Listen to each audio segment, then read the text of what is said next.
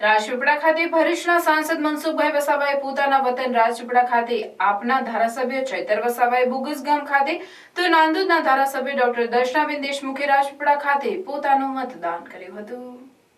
ભરૂચ લોકસભાની ચૂંટણીમાં 13 જેટલા ઉમેદવારો પોતાના મતદાન મથક ઉપર મત આપ્યા। જ્યારે છોટાઉદેપુર લોકસભાના 6 ઉમેદવાર માટે મતદાન થયું ત્યારે સાંસદ મનસુખભાઈ વસાવા ભરૂચ લોકસભાના ઉમેદવાર હોવા છતાં પોતાને મત નહીં આપી શકતા તેમનું નામ રાજપીપળા ખાતે મતદાર યાદીના નામ હોવાથી તેમણે છોટાઉદેપુરની બેઠક ઉપરના ઉમેદવારને રાજપીપળાની મહારાજા રાજેન્દ્રસિંહ શાળામાં મતદાન કર્યું। જ્યારે ઇન્ડિયા ગઠબંધનના ઉમેદવાર ચૈતરભાઈ વસાવા ડેડિયાપાડા તાલુકાના બોગજ ગામની પ્રાથમિક શાળામાં મતદાન કર્યું હતું। બોગજ ગામ ખાતે આવેલી પ્રાથમિક શાળામાં મતદાન પોતાની બંને પત્ની વર્ષાબેન અને શકુંતલાબેન સાથે મતદાન કર્યું હતું। પૂરી દુનિયામાં આંગળીના ટેરવે ગણી શકાય એટલા દેશોમાં જ લોકશાહી છે, ત્યારે ભારત દેશ એક વિશાળ લોકશાહી દેશ છે અને ભારત દેશના તમામ પુખ્ત વયના નાગરિકોને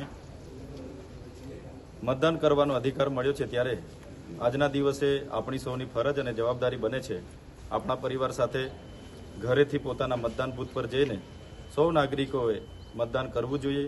તમારો એક મત દેશના નિર્માણ માટે જરૂરી હોય એટલે તમામ લોકોને અપીલ કરું છું કે આ મતાધિકારનો ઉપયોગ કરીને દેશના નિર્માણમાં પોતે સહભાગી બને અને આ પર્વોને સૌ ઉજવણી કરે। જ્યારે નાંદોદના ધારાસભ્ય ડોક્ટર દર્શનાબેન દેશમુખે રાજપીપળા ખાતે અંબુભાઈ પુરાણી હાઈસ્કૂલ ખાતે મતદાન કર્યું હતું। દર્શનાબેન દેશમુખે કહ્યું કે રાષ્ટ્ર નિર્માણ માટે લોકોએ વધુમાં વધુ મતદાન કરવું જોઈએ। જે લોકોને મતદાનનો હક મળ્યો છે તેમને અવશ્ય મતદાન કરવું જોઈએ। તેમણે જણાવ્યું હતું કે પોઈચા ગામે સવારે 7 થી 9 2 કલાકમાં 40% મતદાન થયું હતું।